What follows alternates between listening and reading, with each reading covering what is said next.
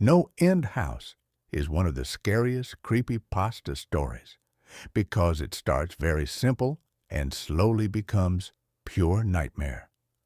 It was the day before Halloween when a young man heard about a legendary haunted house from his friend. His friend told him it was the biggest and scariest haunted attraction in the country, but nobody knew where it was. Then his friend said something shocking.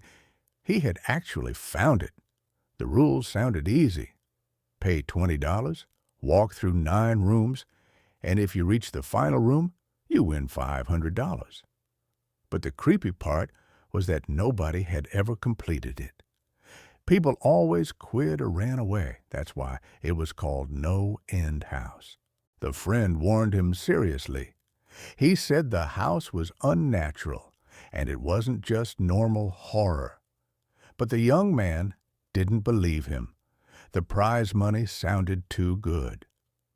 So the next night, he followed the map and reached the house as the sun was setting. From the outside, it didn't look scary, but he felt a heavy fear in his chest, like the building itself was watching him. Still, he opened the door and went inside. The entrance looked normal, like a hotel lobby decorated for Halloween. There was a sign that said to leave $20 in a tray and start at room 1. So he paid and walked into the first room. Room 1 was honestly disappointing. It looked like a cheap kids' haunted ride. Fake ghosts, fake zombies, silly sounds. Room 2 was the same. Fog, toy bats, toy rats, and spooky music on repeat. He started thinking the whole story was fake. But then he entered room 3. At first it looked normal, too. Just a chair and a lamp. But after a few seconds, he realized something was wrong. The room had too many shadows, shadows that didn't belong there. Then he looked down and felt his heart stop. His own shadow was missing. He tried to go back, but the door was locked. He had no choice. He had to move forward. Room 4 was worse. It was completely dark. Not just dark, but dead. Like there was no air, no sound, no life. He couldn't even hear himself breathe. Then he heard a low humming sound. The humming got louder, like something was moving around him in the darkness.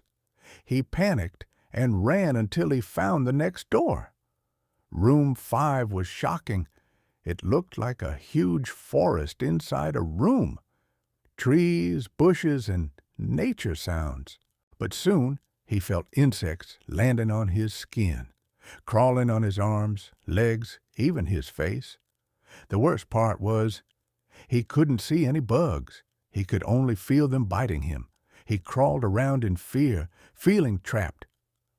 After a long time, he finally found the door to room 6, hidden under vines. Room 6 is where everything became truly terrifying. As soon as he entered, the humming stopped. Then he opened his eyes and realized the door behind him was gone. It was just a wall. The room looked like room 3 again, with the chair and lamp. But there was no exit. He started scratching the wall in panic until his nails bled because he was sure the door was there. Then he heard a voice. "Are you all right?" He turned around and saw a little girl in a white dress. She looked innocent, but she felt like the most frightening thing he had ever seen. And then he realized something impossible. At the same time, in the same place where the girl stood, he could also see a demon-like creature, like 2 different forms in one body. He couldn't understand it. His mind started breaking. Then the creature spoke again and said his name, telling him he should have listened. He almost went insane in that room, but somehow, while scratching the wall, he accidentally carved a big number 7. And suddenly, a real door appeared. A door with a large 7 on it. He opened it and stumbled through. Room 7 felt like freedom. He stepped outside and thought he escaped the haunted house. He was shaking, but he was alive. He drove home and tried to calm down. But when he entered his house, something felt wrong. His cat hissed at him. Then he went downstairs, and he saw his parents lying on the floor, dead, mutilated, and smiling at him. Then he noticed a door that was never there before, a door with the number 8 written in blood. That's when he realized the truth. He never escaped. No end house didn't end at room 7. It was only beginning.